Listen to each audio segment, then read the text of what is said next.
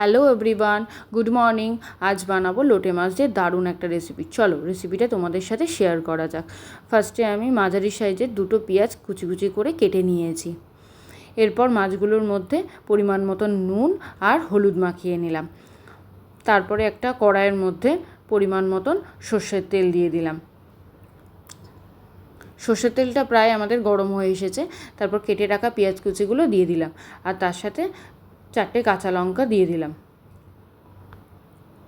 এবার পেঁয়াজ আর কাঁচা লঙ্কাটা একটু ভাজা ভাজা পেঁয়াজটা হয়ে এলে আমি কিছু বেগুন কুচি কুচি করে কেটে নিয়েছি, সেই বেগুনটা অ্যাড করব। তোমরা চাইলে আগে থেকেও বেগুনটা ভেজে রাখতে পারো, কিন্তু আমি অল্প একটু বেগুন অ্যাড করেছি বলে সেই জন্য পেঁয়াজের সাথেই বেগুনটা ভেজে নেব।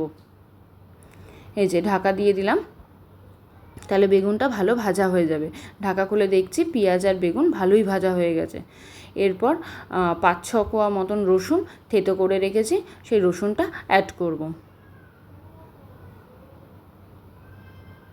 এবার ভালো করে নাড়িয়ে নিয়ে তারপর এক এক করে মশলাগুলো আমি অ্যাড করে দেবো। এত গরম পড়েছে দেখে সবসময় ঝোল খেতে খেতে মুখটা প্রায় বাজে হয়ে গেছে। এই জন্য ভাবলাম এইভাবে লোটে মাছটা যদি রান্না করতে পারি তাহলে মুখটা হয়তো টেস্টটা একটু বদলাবে, ভালো লাগবে খেতে। এই যে পরিমাণ মতন নুন দিয়ে দিলাম, এবার পরিমাণ মতন হলুদ দিয়ে দিলাম। তোমরা তোমাদের স্বাদ মতন দেবে।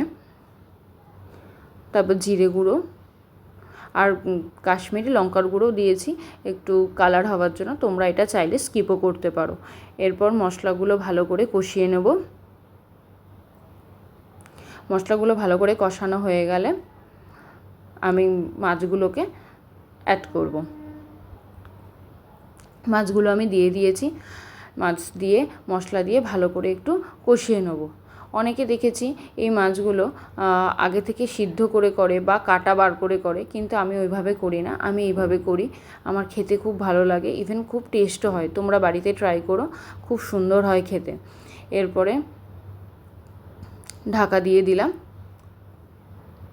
ঢাকনা খুলে দেখি মাছ থেকে কত জল বেরিয়েছে দেখো। তোমরা বারবার এরকম ঢাকা দিয়ে করবে আর এক্সট্রা কোনো জল অ্যাড করবে না। এক্সট্রা জল অ্যাড করলে খেতে খুব বাজে হয়ে যায়। এই যে আবার একটু নাড়িয়ে দিলাম, দিয়ে আবার আমি ঢাকা দিয়ে দিলাম। এই যে ঢাকনা খুলে দেখি মাছটা প্রায় অনেকটা হয়ে এসেছে। এই যে নিচের দিকে লেগে লেগে আসছে, মানে মাছটা আমার ফাইনালি হয়ে গেছে। এরপর মাছটা একটু নাড়িয়ে নিয়ে তারপর আমি একটু গরম মশলা অ্যাড করে দেবো। তোমরা বাড়িতে এইভাবে একবার ট্রাই করো, খুব সুন্দর হবে খেতে। আমাকে কমেন্টের মাধ্যমে জানিও ভালো লাগলে। এই যে ফাইনালি আমার মাছটা নামানো হয়ে গেছে। কেমন লাগছে দেখতে তোমরা জানিও। ভালো লাগলে একটা লাইক করো, কমেন্ট করো অ্যান্ড শেয়ার করো। আজকের জন্য ভিডিওটা এই পর্যন্তই।